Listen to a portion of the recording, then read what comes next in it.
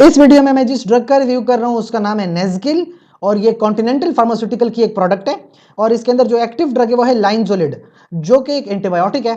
लेकिन ये किसी आम एंटीबायोटिक की तरह नहीं है, बड़ी खतरनाक किस्म की एंटीबायोटिक होती है। ये टैबलेट्स हैं, 600 मिलीग्राम में आती हैं और ज़्यादातर ये तब इस्तेमाल होती हैं जब बाकी एंटीबायोटिक्स फेल हो जाती हैं। ठीक है, जैसे कि इस फर्ज कीजिए पेट का कोई इन्फेक्शन है, एंटीरोकोकल इन्फेक्शन, और वेनकोमाइसिन रेजिस्टेंट हो गई है, वेनकोमाइसिन अब काम नहीं करती, तो फिर आप नेज़किल इस्तेमाल करते हो।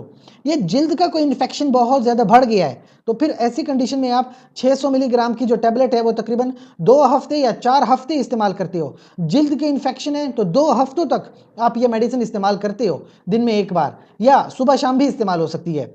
और अगर किसी का ये जो इन्फेक्शन है बढ़ गया है ना, तो आप सुबह शाम दिन में 2 बार इस्तेमाल करें 2 हफ्तों तक। किसी को निमोनिया हो गया है, निमोनिया, और वो बाकी एंटीबायोटिक से ठीक नहीं हो रहा है, 600 मिलीग्राम तक की टैबलेट आप इस्तेमाल करते हो सुबह शाम 14 दिनों तक। और अगर अस्पताल में जमा होने के बाद अगर आपको निमोनिया हो गया है, जिसको नोज़ोकोमियल निमोनिया कहते हैं, तो फिर 600 मिलीग्राम की टैबलेट आप इस्तेमाल करते हो तकरीबन सुबह शाम 2 हफ्तों तक।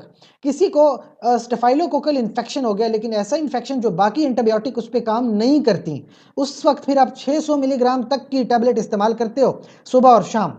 फिर मेथिसिलिन ससेप्टेबल भी हो तो आप, स्टेफाइलोकोकस ऑरियस का इन्फेक्शन है, 14 दिनों तक आप ये टैबलेट इस्तेमाल करते हो 600 मिलीग्राम की। मतलब ये हुआ कि ये कोई ऐसी टैबलेट नहीं है कि बस आपका दिल किया फार्मेसी पे गए और ले ली, बल्कि पहले डॉक्टर चेक करेगा, कल्चर टेस्ट होगा, उसके बाद ही आपको ये एंटीबायोटिक प्रेस्क्राइब होती है अगर ज़रूरत है तो। ज़्यादातर इसका साइड इफेक्ट यही है कि डायरिया होता है। कोई पेशेंट इसका इस्तेमाल करते हैं तो उसको डायरिया लाजमी हो जाता है। ये इसका बहुत सीरियस साइड इफेक्ट है, जिसकी वजह से बहुत ज़्यादा कमजोरी महसूस होती है जिस्म में। इसके अलावा इसके कुछ और वार्निंग साइन है कि आप इसको बाकी किसी मेडिसिन के साथ ना मिलाओ, अकेले इस्तेमाल करो। साथ ही साथ प्रेगनेंसी के लिए, हाँ याद रखें, कभी भी प्रेगनेंसी में कोई मेडिसिन खुद से इस्तेमाल नहीं करते, बल्कि अपने गायनाकोलॉजिस्ट से मशवरा करते हैं। कोई भी मेडिसिन हो गायनाकोलॉजिस्ट के मशवरे के मुताबिक इस्तेमाल करते हैं। इसके अलावा आपका हमसे किसी किस्म का सवाल है तो कमेंट सेक्शन में पूछें। जाते जाते चैनल को लाइक करें, कमेंट करें, शेयर करें, सब्सक्राइब करें। शुक्रिया।